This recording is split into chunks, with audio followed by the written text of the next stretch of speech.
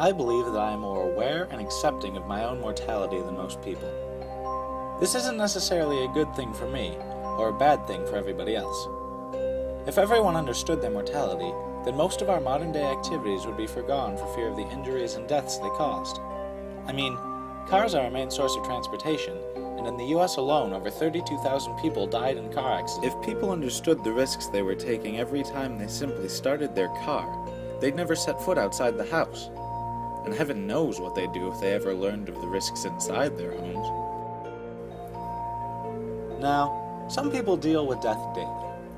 These people are probably aware of their own mortality. They know that whenever they run to the store for some milk, they might never go home.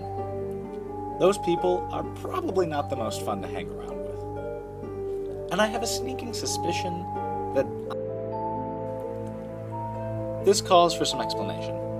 On the 25th of July, 2009, my brother died abruptly while swimming.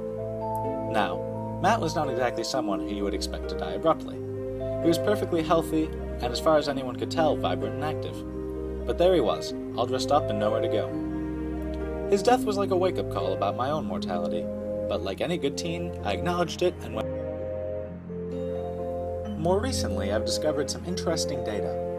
It's quite possible that what killed Matt is Brugada syndrome, a condition I also could have.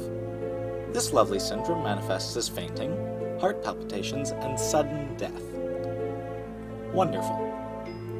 So now I know that a favorite activity, swimming, has the potential to kill me. Some might take that as a sign and take up macrame. But I've always liked competition.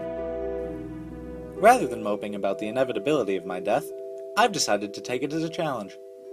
Death is going to claim me no matter what, so why not see what I can accomplish?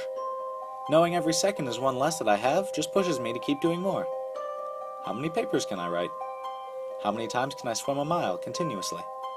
Little things, yes, but I'd argue it's better than crushing. What this whole series of events has really led me to notice, though, is how often people take these sorts of things for granted. Other people finish a swim practice and think, well, that's finally over. While I climb out and think, eat that, death. You still haven't gotten me.